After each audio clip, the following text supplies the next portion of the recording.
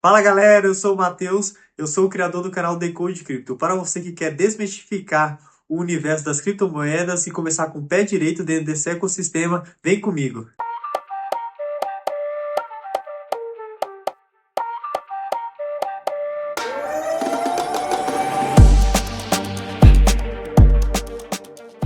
O que seriam as criptomoedas? Elas basicamente são moedas digitais que funcionam de forma descentralizada, não necessitando de nenhum tipo de banco ou governo para basicamente fazer ali a sua transação. Como é o caso de moedas como o real que a gente usa no cotidiano, que precisam ali, né, de algum banco, que precisam de bancos e governos, né, para que basicamente validem as suas transações. Os tokens digitais não precisam, né, que são as criptomoedas como o Bitcoin, Ethereum ou a Solana. Eles têm essa ideia de trazer essa descentralização e essa autonomia para que a pessoa consiga fazer uma transação de uma pessoa para outra, fazendo a famosa transação P2P, que a gente chama, que seria de uma pessoa para outra, sem a intervenção de algum gestor externo.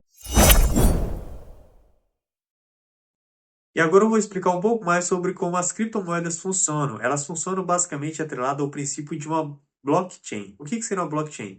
Eu vou explicar aqui o conceito de uma blockchain, porém eu vou dar um exemplo também para ficar de uma forma mais fácil e simples de vocês entenderem. Uma blockchain, ela é basicamente um mecanismo de banco de dados avançado que vai compartilhar informações de forma transparente dentro de uma rede. Então, pensa da seguinte forma: a blockchain é como se fosse um caderno. Esse caderno, cada linha desse caderno vai ser uma transação, certo? Essas transações vão acontecendo e elas vão sendo registradas nesse caderno. Porém, nenhuma transação que já aconteceu dentro desse caderno, dentro dessa sua blockchain, ela poderia ser apagada ou alterada. Não poderia. Então, essa é a regra desse caderno, dessa blockchain. Então, basicamente, tudo que aconteceria seria registrado e não poderia ser apagado. Bom, você lembra que eu tinha falado anteriormente que as criptomoedas são basicamente descentralizadas e que elas não precisam de algum órgão que vão regulamentar elas? Sim, isso é verdade. Porém, tem um detalhe aqui. Elas precisam, dentro das suas transações que acontecem, dentro das suas redes, seja Bitcoin, seja Ethereum, seja Solana, elas precisam ser validadas. As transações são validadas a todo momento. Então, para essa validação acontecer, como isso funciona? Basicamente, a gente tem dois mecanismos, que é o Proof of Work, que é a prova de trabalho, e o Proof of Stake, que é a prova de participação. Bom, a diferença entre elas, eu vou falar de dois tokens aqui que são bem conhecidos e usam, né, esses dois modelos. No Proof of Work a gente tem o Bitcoin, que basicamente é a prova de trabalho, e como no Bitcoin acontece, ele por meio de poder computacional vai resolvendo problemas matemáticos extremamente complexos. Esses problemas matemáticos, quando resolvidos, né, que são blocos ali de problemas, ele vai gerar uma quantidade X a cada bloco resolvido, né, de Bitcoins. E aí, assim, vai validar essas transações, né, de bitcoins que aconteceram. No Proof of Stake, a gente tem, então, essa prova de participação. Vocês têm que participar da rede. Como isso funciona? Eu vou dar um exemplo para ficar mais fácil o entendimento. No Ethereum, eu vou dar esse exemplo de, vamos supor que você tem um cofre. Dentro desse cofre, você vai pegar seus Ethereums e vai colocar dentro desse cofre. Deixando esses Ethereums dentro do cofre, basicamente, por você estar com os Ethereums seus congelados, presos, digamos assim, você vai estar, então, recebendo juros em Ether, né, que é a moeda nativa da rede Ethereum, por você ter deixado os seus tokens congelados. Então, esse recebimento que você vai tendo por ter deixado os seus tokens congelados, vai ser o que vai fazer a sua prova de participação. Isso vai fazer o quê? Com que você basicamente gere liquidez para essa rede, porque seus tokens estão presos, validando transações que acontecem dentro da rede do Ethereum.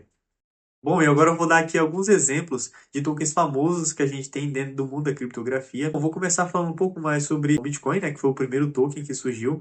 Esse token, ele veio ali trazendo uma ideia de escassez, onde a cada quantidade X de blocos que eram minerados, acontecia o halving, né, que basicamente a mineração ia ser cortada pela metade, e dessa forma, até atingir o valor máximo, né, que teria de bitcoins que poderiam ser minerados, que era 21 milhões.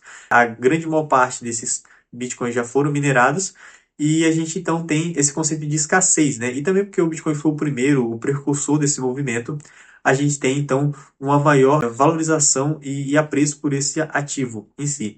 E a gente tem, por exemplo, o Ethereum, que ele surgiu sendo a segunda ali criptomoeda mais discutida dentro desse meio, justamente por conta dele ter trazido um conceito totalmente inovador no cenário quando ele veio, que foi em 2015, né?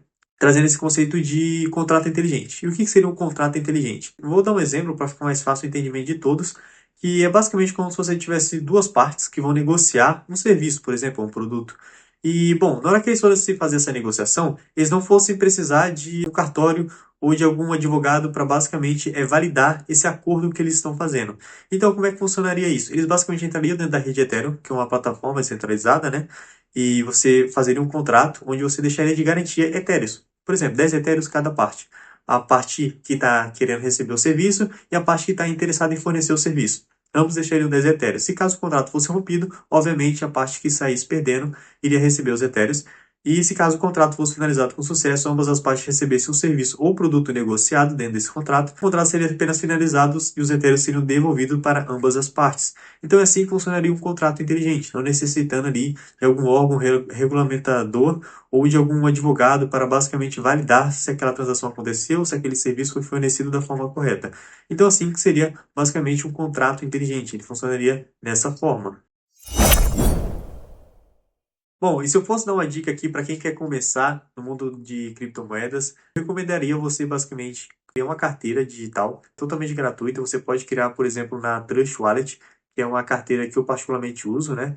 Para você guardar suas criptomoedas, você gera ali suas 12 palavras e basicamente vai ter total autonomia sobre os seus tokens, né? E bom, o segundo passo, eu falaria para você dar uma estudada um pouco mais, entender sobre cada token e quais tokens você vai comprar, como eles funcionam, como é que aquela rede se comporta. Sempre colocar um dinheiro, se você for aportar dentro desse mercado, um dinheiro que você pode perder momentaneamente. Por quê? Normalmente as criptomoedas são conhecidas ali por elas caírem bastante, mas é aquela coisa, elas basicamente sobem caindo, né? Então elas caem ali 15, 30, às vezes até 50%, mas ali em algumas semanas elas se recuperam se for um cenário de bull market, um cenário de alta, e elas vão subindo novamente, às vezes até dobrando esses valores que eu falei, só que para o positivo.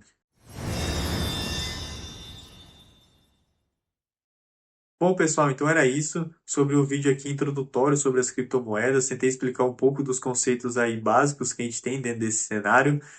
Se você gostou do vídeo, você acha que ele agregou alguma coisa para você no seu conhecimento sobre esse universo de criptomoedas, peço que você dê o like, se inscreva aqui no meu canal, ative o sininho e, bom, continue aí me acompanhando, vendo os próximos vídeos que eu vou lançar, que eu vou sempre trazer coisa nova, tem algumas ideias para trazer aqui para o canal. Enfim, é isso. Até mais.